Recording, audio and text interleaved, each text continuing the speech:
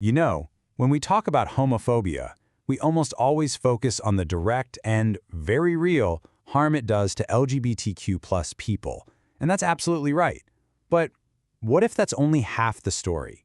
What if the system that creates all that pain has a hidden cost, one that affects everyone, including straight people?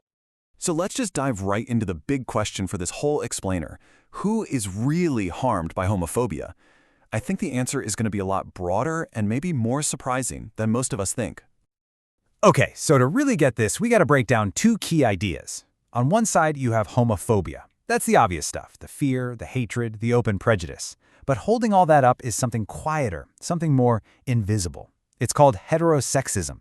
And it's basically the background assumption that being straight is the default setting for humans. It's like the air we breathe, shaping everything around us without us even noticing. And this quote right here, it just nails the whole issue. See, systems of prejudice, they don't operate like a laser beam, hitting just one target. They create collateral damage. They build this really rigid, tiny box for what's considered normal. And trust me, anyone who steps even a little bit outside of it pays a price.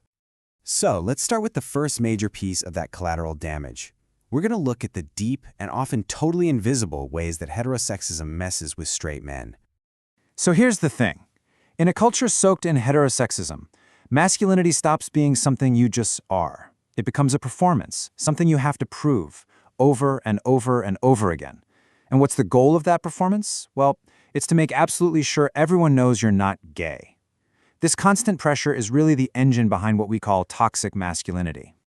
And this performance, man, it has some serious consequences. Men are taught to just bottle up their emotions, to be terrified of showing any kind of vulnerability. They're pushed to be aggressive, to dominate, to be emotionally distant. And this isn't just some social theory. It has real-world effects, like making men way less likely to ever ask for help with their mental health. And look, this isn't just a feeling. We've got the data to prove it. A study from the University of Cincinnati found a direct, clear link. The more homophobic a straight boy's attitudes were, the more aggressive he was. Aggression literally becomes a shield to prove his straightness. I saw this post the other day, and it just hits the nail on the head. That so-called locker room talk, it's not just about hurting gay kids. It's a way of policing all boys. It teaches straight boys that any sign of softness, of emotional closeness with other guys is shameful. And that's a lesson that can stick with you for your entire life. So to put it as simply as possible, for men, being emotionally shut down becomes a kind of badge of honor. It's treated as proof of their masculinity and, by extension, their heterosexuality. The whole system polices men's inner lives, and it really limits their ability to connect.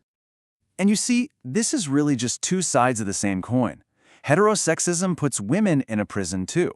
It pushes this idea that being passive is the ideal, that a woman's value is tied to being desirable to men.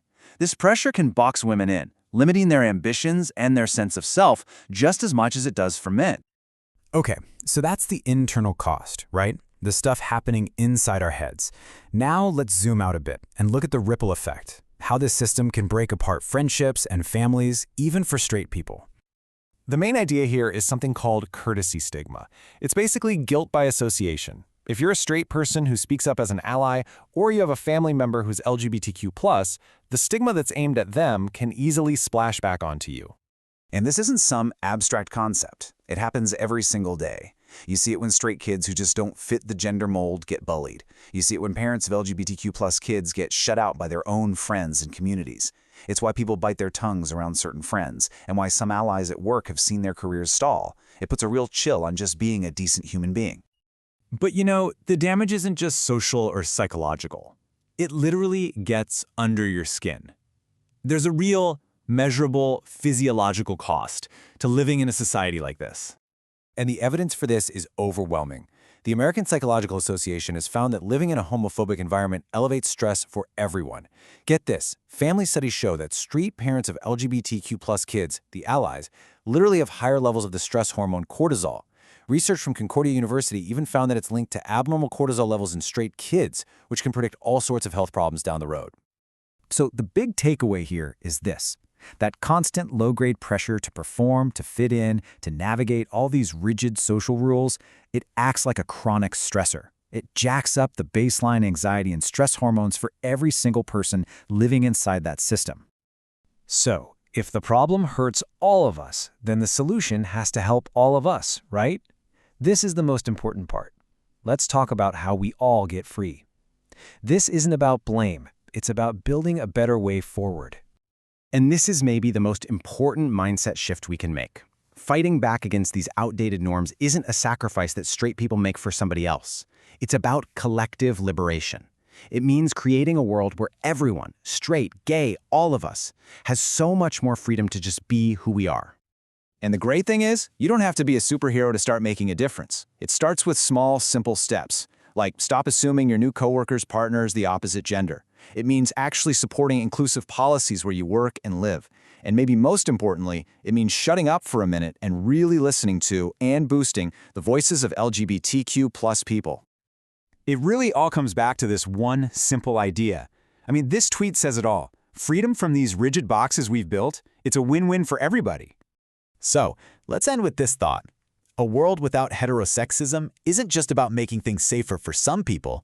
It's about creating a world that's more authentic, more connected, and physically healthier for all of us. The evidence is there, the benefits are clear. The only question left is, what are we waiting for?